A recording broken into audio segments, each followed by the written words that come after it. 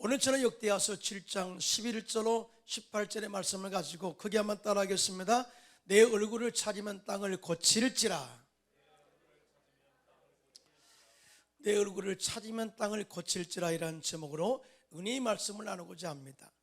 농사를 짓는 사람들에게 있어서 땅은 대단히 중요하죠. 땅이 기름지고 건강하면 나무나 곡식을 심어도 잘 자라서 풍성한 열매를 맺게 되고, 이로 인해서 농부의 마음이 기뻐지는 것을 보게 됩니다. 그래서 농부는 기름진 땅을 가꾸기 위해서 퇴비를 만들어 땅에 많이 뿌리고 식물에 도움을 주는 미생물들이 잘 자라도록 노력하는 것을 보게 됩니다. 이런 과정을 통해서 약하고 병든 땅이 치유되고 옥토로 변하게 되는 것을 보게 되었죠. 예수님께서는 우리 인생의 삶을 땅으로 비유해서 말씀하셨는데, 마음의 밭이 자갈밭이나 넝쿨밭이나 길가와 같은 딱딱한 땅에 말씀의 씨앗이 떨어지면 뿌리가 깊지 못하여 말라 죽거나 좋은 열매를 맺을 수 없지만, 반대로 말씀의 씨앗이 마음의 옥토에 떨어지게 되면 그 곡식이 잘 자라서 30배, 60배, 100배의 결실을 맺게 된다고 말씀하셨습니다. 다시 말하면 택함받은 하나님의 백성들의 딱딱한 마음과 순수하지 못한 마음들이 말씀과 성령으로 충만해서 치유되고 옥토로 변화되었을 때, 그때 하나님의 말씀이 우리의 신앙의 마음밭에 떨어져서 풍성한 열매를 맺게 된다는 것을 말씀한 것이죠. 지금 전 세계는 코로나19 바이러스로 인해서 경제가 셧다운되고 두려움과 공포로 모임이 제재되기도 하고 심지어 통금까지도 제한하는 나라가 생겨났습니다. 한마디로 말하면 이 세상이 바이러스로 인해서 병들어 있는 상태가 되었다. 이렇게 희망이 없는 땅에 하나님께서는 이 땅을 치유하시겠다고 말씀하셨습니다.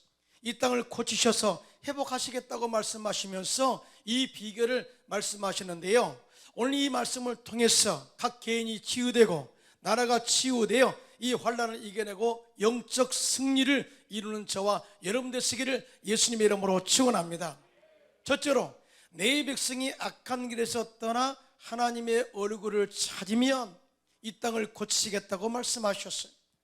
솔로몬이 그의 아버지 다윗의 뒤를 이어 이스라엘 왕이 되었습니다. 그 이후에 이 솔로몬은 아버지 다윗이 준비한 풍성한 재료를 가지고 하나님의 성전을 짓고 하나님께 봉헌 제사를 드리고 기도했습니다. 그러자 하나님께서 그 밤에 솔로몬에게 나타나서 말씀하시기를, 내가 이미 너의 기도를 들었다. 그리고 내가 이곳 이 성전을 택하여서 네가 이곳에서 기도할 때마다 내가 응답을 하시겠다 말씀하시면서 오늘 본문에 역대하 7장 13절로 14절에 다음같이 말씀하셨어요. 시작. 혹 내가 하늘을 닫고 비를 내리지 아니하거나, 혹 메뚜기들에게 토산을 먹게 하거나, 혹 전염병이 내 백성 가운데 유행하게 할 때에 내 이름으로 일컫는 내 백성이 그들의 악한 길에서 떠나 스스로 낮추고 기도하여 내 얼굴을 찾으면 내가 하늘에서 듣고 그들의 죄를 사하고 그들의 땅을 고칠지라고 말씀하셨습니다. 바로 이 하나님은 전능하신 하나님, 우주 만물을 주관하신 하나님이시다 라고 말씀하시면서, 하나님은 비가 내리지 않는 땅에 비를 내리게 하시고 메뚜기들이 출몰해서 토산을 먹는 재앙을 막아주시고 전염병으로 사람들이 죽어갈 때에 죽지 않도록 하나님께서 그 재앙에서 건져주시는 전능하신 하나님이시다 라고 당신이 친히 선포하고 있는 거예요. 그러면서 내 이름으로 일컫는 내 백성이 기도하면, 이렇게 말씀하시는데, 여기서 내 백성이라고 하는 것은 하나님의 영광을 위하여 선택받은 구원받은 성도들을 의미한 줄로 믿습니다. 이와 같이 기도는 모든 믿는 자들의 사명이요 의무임을 말씀하고 있는데, 우리의 기도가 나라의 흥망성쇠를 가져올 수 있고 이 기도가 이 나라를 구원하고 살린다는 사실을 증명하고 있는 것이죠. 특히 그러므로 어려울 때, 전염병으로 인해서 경제가 어렵고 국민이 고난을 겪을 때 우리 그리스도인들이 일어나서 기도함으로 이 나라 민족의 구원을 위해서 끊임없이 기도해야 될 줄로 믿습니다. 하나님은 우리들에게 평시에도 대통령과 유정자들, 그리고 경제, 사회, 문화, 군사와 나라의 안녕, 그리고 백성들의 구원을 위해서 끊임없이 기도하라고 말씀하셨어요. 디모데전서 2장 1절로 4절입니다. 시작. 그러므로 내가 첫째로 권하노니 모든 사람을 위하여 간구와 기도와 도구와 감사를 하되 임금들과 높은 지위에 있는 모든 사람을 위하여 하라. 이는 우리가 모든 경건과 단정함으로 고요하고 평안한 생활을 하려 함이라. 이것이 우리 구주 하나님 앞에 선하고 받으실 만한 것이니 하나님은 모든 사람이 구원을 받으며 진리라는 데 이르기를 원하노라 라고 말씀하셨습니다. 하나님은 우리에게 희망인 것은 우리 인간의 죄를 짓고 또 하나님을 떠나 있어도 늘 우리를 다시 구원하시기를 원하시는 은혜를 베풀기를 원하신다. 그 방법이 뭐냐? 회복의 방법이 뭐냐? 바로 기도라는 것입니다. 기도. 그래서 오늘 본문에 하나님께서 나의 택한 백성이 악한 길에서 떠나 하나님께 기도하라, 얼굴을 찾아라, 기도하라 이렇게 말씀하시는데, 이것은 기도로 하나님을 대면하라. 다시 말하면 하나님의 면전 앞에서 기도하라 라는 의미가 있어요. 이 하나님의 면전이라는 말은 이 라틴어로 코람데오의 신앙이에요. 이 코람데오는 두 단어가 모여서 합성된 단어인데, 코람은 누구의 면전 앞에서 혹은 누구의 앞에서라는 의미가 있고요, 데오는 하나님을 의미합니다. 그러니까 코람데오의 신앙은요, 하나님 면전 앞에서 선다라는 의미가 있어요. 16세기의 종교 개혁자들이 부패했던 중세 시대를 영적으로 깨우기 위해서, 또 그들에게 타락한 영성을 회복하기 위해서 외친 신앙이 뭐냐? 코람데오의 신앙이었어요. 중세 이 시대 때 종교 개혁을 일으켰던 마르틴 루터나 존 칼빈, 그리고 스븐길리 같은 신학자들이 외친 게 바로 이 코람데오 신앙, 하나님의 면전 앞에서 순수함과 정직함으로 거룩함으로 서서 우리의 신앙을 회복하자고 외친 것이죠. 이 A.T. 피어슨 박사는 코람데오의 삶에 대해서 하나님과 관계 속에서 거룩한 삶이라 코람데오의 삶이라 이렇게 말씀하셨어요. 그리고 코람데오는 의식적이며 지속적으로 하나님의 눈앞에서 살아가는 삶이며 하나님의 눈앞에 자신을 두는 삶이다 라고 말하면서, 그분이 우리와 함께 하시며 동시에 우리도 그와 함께하는 삶이다.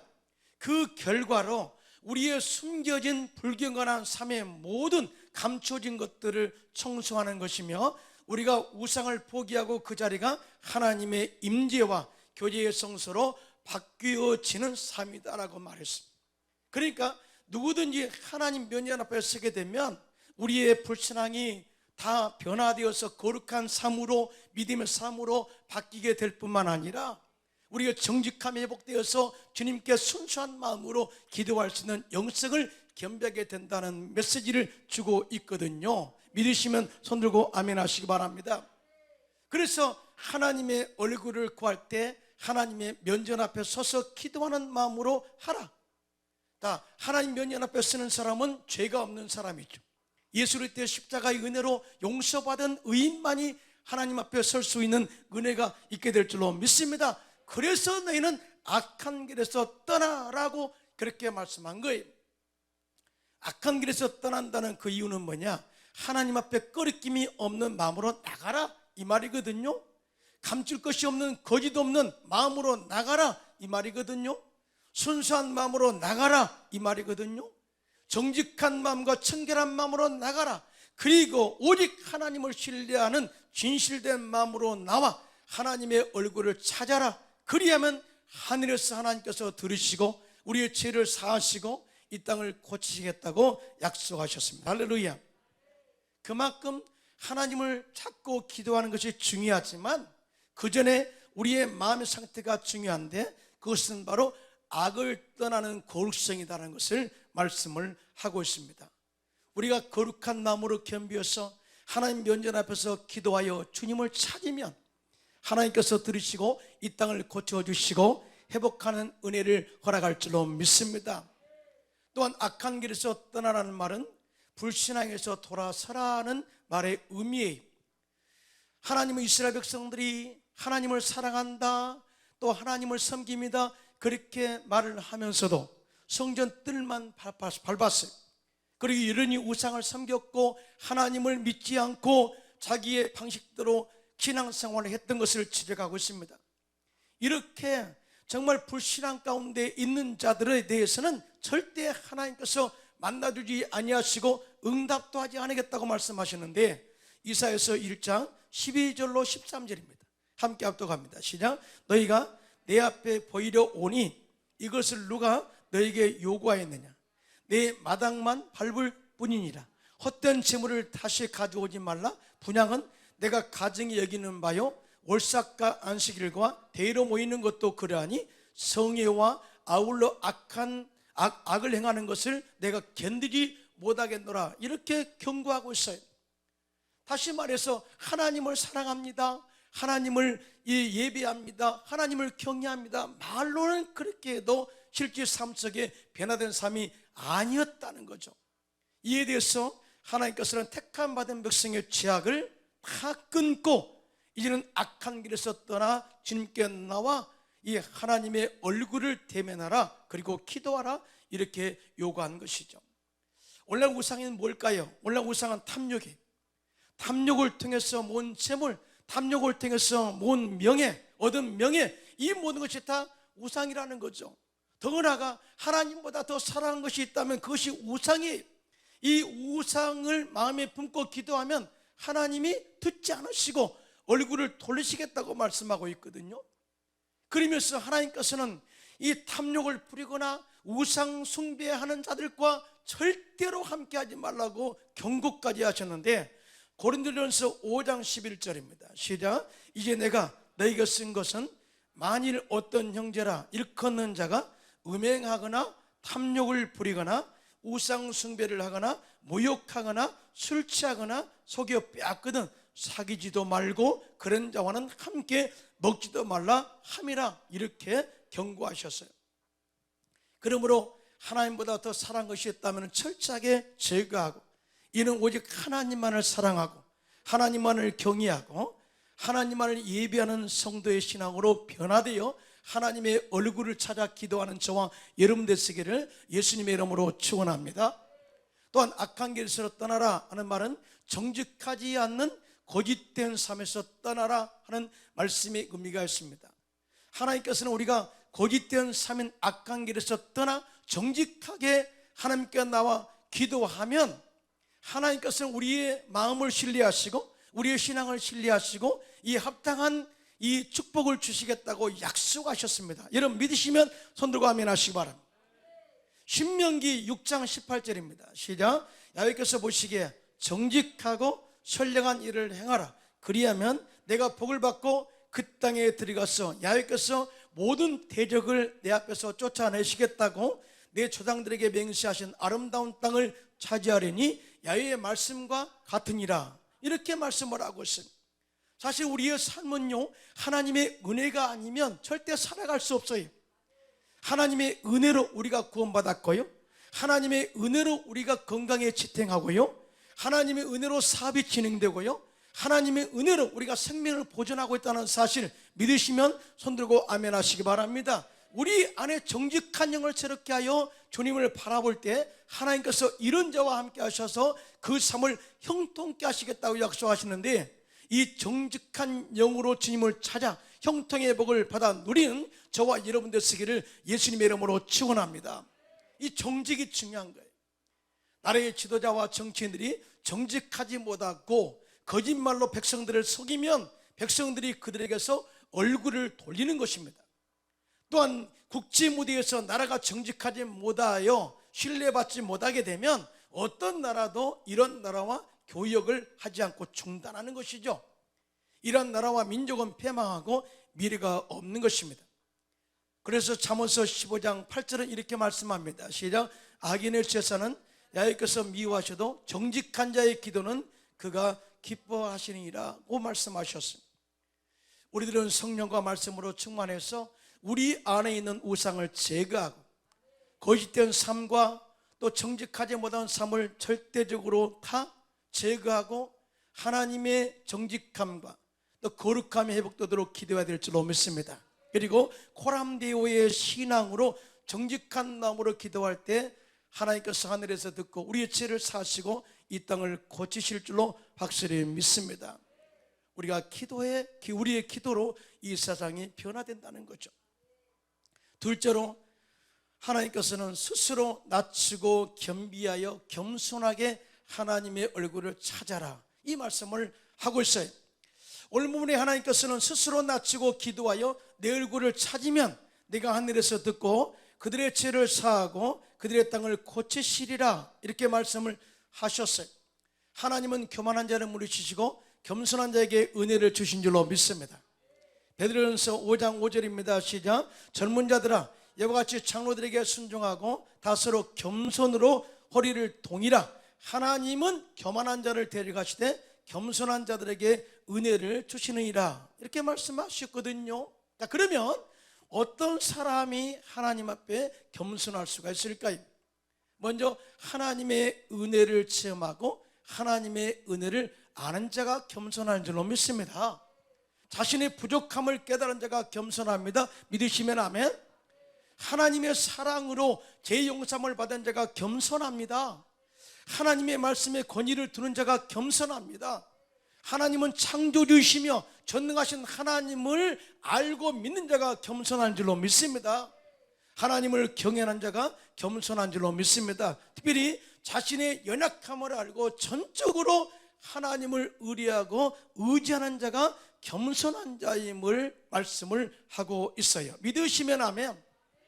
그러므로 성경적 관점에서 보면 하나님은 강한 자를 들어 쓰이는 것이 아니라 약한 자, 겸손한 자를 들어서 강하게 하셔서 사용하신다는 사실을 정확하게 말씀을 하고 있거든요. 세상적으로 보면 부족한 것이 너무나 많이 있지만 2000년 기독교 역사 가운데 신앙 속에서 하나님께서 위대하게 사용했던 인물들이 너무나 많이 있죠. 그 가운데 한 사람을 기억한다면 미국의 영적 부흥을 이룬 D.L. 무디 선생이, D.L. 무디는요 목사가 아닙니다. 그래서 D.L. 무디 목사라고 말하지 않고 D.L. 무디 선생이라고 말한 이유가 바로 여기 있어요. 그는 어느 누구보다도 하나님의 강력한 손에 붙들려서 위대한 영적 부흥 역사를 이루었던 인물인데요. 그런데 그 출신이 뭔지 아십니까? 그는 원래 구두 가게의 점원이었고 헌 구두를 수선하는 수선공이었습니다. 그는 정식으로 학문을 공부한 적이 없습니다. 그럼에도 불구하고 그가 하나님 앞에 부름받고 난 이후에 성령으로 충만해서 하나님의 말씀을 외치면 그가 외치는 설교 말씀을 듣고 당대의 유명한 사람들이 그의 집회에서 깨어지고 회개하고 예수를 믿기로 작정하는 역사가 일어났다고 합니다. 약한 그와 성령의 능력이 함께 하심으로 말미암아서 구원의 열매를 맺게 한 것이죠. 바로 D.L. 무디 선생은 미국과 유럽을 오가면서 세계를 뒤흔들었는데 어느 날 한 국문학자가 그의 설교를 들으면서 무디 선생의 설교 중에 실수하여 잘못 말하는 단어와 잘못된 어휘를 해보니 한 설교 중에 250가지가 나왔다고 합니다. 그래서 예배가 끝난 다음에 그는 무디 선생에게 찾아가서 이렇게 말했다고 해요. 선생님, 오늘 선생님 설교하신 내용 중에서 문법이 틀리고 단어가 틀린 곳이 250군데나 되었습니다. 그러나 오늘 저는 선생님이 전한 그 메시지를 듣고 감동을 받아서 예수님을 믿기로 작정했습니다.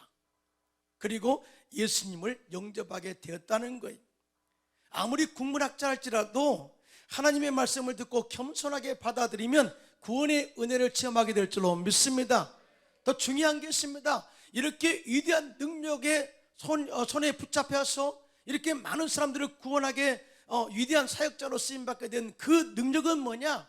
바로 약한 자를 들어 쓰시는 강력한 하나님의 능력인 줄로 믿습니다. 이 미국과 유럽 양 대륙의 영적 부흥을 이끌었던 강력한 영적 힘은 뭐냐? 인간 무대에서 나온 것이 아니라 그의 연약함과 겸손에서 나온 것이다라고 이렇게 이야기하고 있습니다. 그는 연약했기 때문에 겸손했고요, 연약했기 때문에 정말 정직한 마음으로 기도했고요, 겸손하게 능력을 구했고요, 그러한 하나님께서 그와 함께 하심으로 말미암아서 영적 붕의 큰 역사를 이루게 된 것입니다. 할렐루야. 야고보서 선생은 야고보서 4장 6절에 이렇게 말씀합니다. 시작. 그러나 더욱 큰 은혜를 주시나니 그러므로 일렀으되 하나님이 교만한 자를 물리치시고 겸손한 자에게 은혜를 주신다 하였느니라. 사도 베드로도 그렇고요, 사도 야고보 선생도 마찬가지고 이 교만한 자를 물리치시고 겸손한 자에게 은혜를 주시는 영적 원리는 하나님의 뜻이다라는 것을 말씀하고 있는 것이죠. 우리는 예수님의 십자가의 은혜로 구원받았어요. 예수님께서는 십자가에서 마귀를 멸하시고 영원한 승리를 이루셨습니다. 그 결과가 뭐예요? 우리들의 죄와 허물을 용서하시고 우리의 저주와 질병을 짊어지시고 십자가에서 다 청산하셨죠. 그런데 예수님께서 이러한 십자가의 승리를 이룬 결과는, 그 과정은 뭐냐? 그의 겸손과 그 말씀에 대한 순종이었다라고 말씀을 하고 있거든요. 이에 대해서 빌립보서 2장 6절로 8절입니다. 시작. 그는 근본 하나님의 번제시나 하나님과 동등됨을 취할 것을 여기지 아니하시고 오히려 자기를 비워 종의 형체를 가지사 사람들과 같이 되셨고 사람의 모양으로 나타나사 자기를 낮추시고 죽기까지 복종하셨으니 그 십자가의 죽으심이라. 하나님의 본체, 하나님의 아들이 인간이 되신 것이 최고의 낮아짐의 겸손이죠. 그러면서도 인류의 구원을 위해서 십자가를 지는 것은 하나님 아버지에 대한 온전한 복종, 순종이었다. 그래서 십자가의 구원의 은혜는 우리가 값없이 받지만 예수님의 온전한 순종과 또 뿐만 아니라 겸손에서 이루어진 열매다라고 말씀을 하고 있습니다. 그래서 사도 바울은 우리에게도 예수님의 마음을 품어야 된다, 그리고 예수님의 겸손과 순종을 배워야 된다라고 말씀을 하고 있어요. 지금 우리는 코로나19 바이러스로 인해서 경제 위기에 소용돌이 속에 빠져 허우적거리고 있습니다. 뉴스를 보면 볼수록 모든 나라가 거센 코로나19 바이러스의 풍랑을 만나 표류하는 배와 같다는 생각이 들어요. 이렇게 황당한 위기가 갑자기 이 세상에 다가온 원인이 무엇이라고 생각하세요? 물론 생물학적 관점에서는 다르게 생각하게 할 수도 있겠죠. 역사적인 관점에서도 바로 주기적으로 다가오는 그런 이야기를 하겠죠. 그러나 저는 영적인 관점에서 이것을 자세히 보면 인간의 교만함으로 인하여 하나님에 대한 부정과 정면 도전 때문이라고 저는 생각을 하고 있어요. 하나님에 대한 부정. 사실은요, 21세기가 되면서 전 세계는 포스트 모더니즘이라는 반항적 가치관을 가지고 하나님에 대하여 정면 도전하고 하나님을 부정하고 있습니다.